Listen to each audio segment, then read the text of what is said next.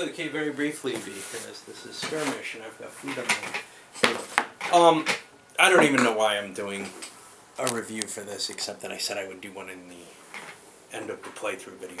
I think I covered most of my points in there. You know, it is a fun game. This is no great, strategy game where one person, I think, can really control the situation. There may be a balance issue in the game even. But this is the kind of game I get a real kick out of when I play, as opposed to, and I'm not saying I don't get a certain kind of pleasure out of my war games, or out of games that require a lot more thought, but something about this is just the story, and it's real simple story. I don't have to think hard, I don't have to look up a lot of rules, I'm just rolling some dice and doing what feels right automatically. And for me, that is a particularly special kind of game that I can do that. You could say, well, now wait a minute, why don't you... How do you feel about things like Talisman? I mean, isn't that what that's all about? Talisman doesn't make sense this way to me.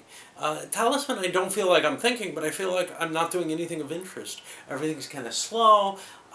This, I don't know, this feels kind of cool, the way you kind of maneuver around and use the terrain and everything. Even though maneuvering around and using the terrain and everything reminds me a lot actually, of games like Africa Corps that I kind of grump about being geometrical. This is too, but you know what, there's this luck factor on the die roll, on the movement. I could slip out of that bad situation. I can get away. That's what's missing from, some of those really, really simplistic war games. And I feel like, in a way, this is more realistic than something like Africa Corps, because quite frankly, you couldn't guarantee that you cut someone's supply that way.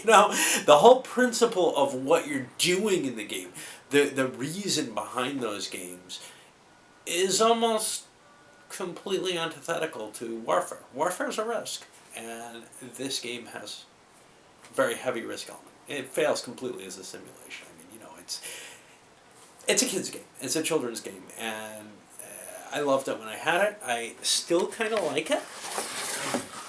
I still get a kick out of it. I think I'll enjoy playing it with my wife. I'd enjoy playing it with just about anyone that I enjoyed getting along with enough to play a game with, sort of completely voluntarily. Which is to say, there's this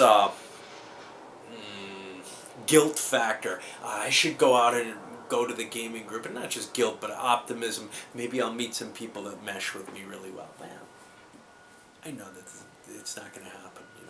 I'm not the person that I was 25 years ago, and they're not the people that I met 25 years ago anymore, if they were ever, So, yeah, it's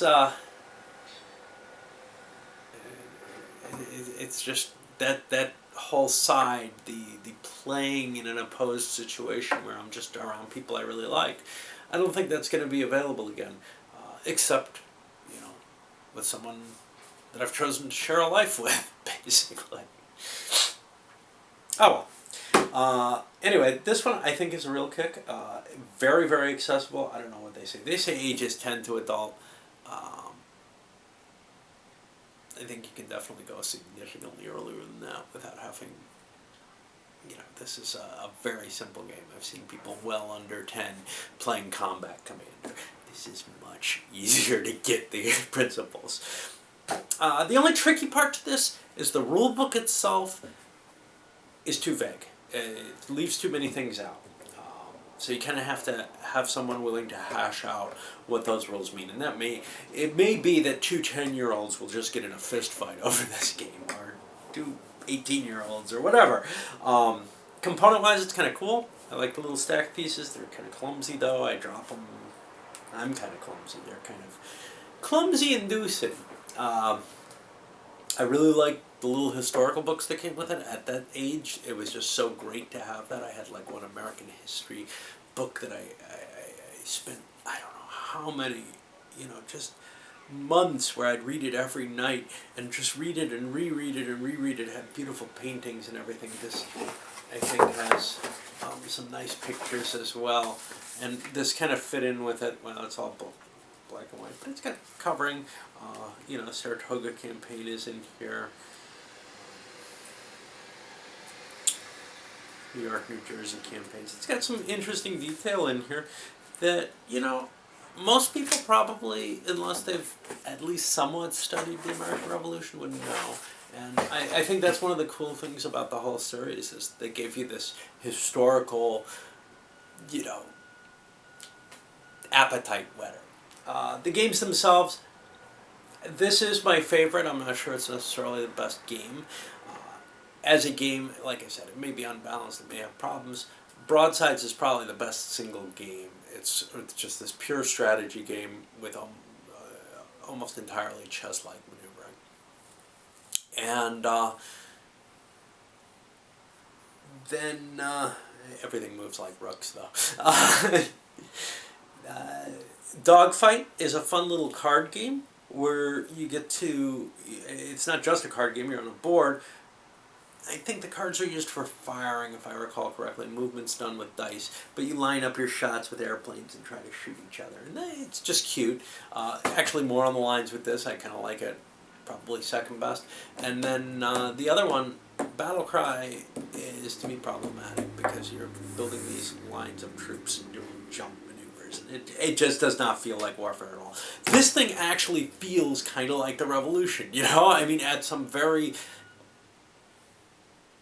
abstract and unrealistic level, but it feels like I'm moving armies around. I'm trying to trap you, and I catch you, and I hammer you, and you know, it's based on that Saratoga campaign, actually catching from both sides, kind of. At least the principle behind what the Saratoga campaign was supposed to be.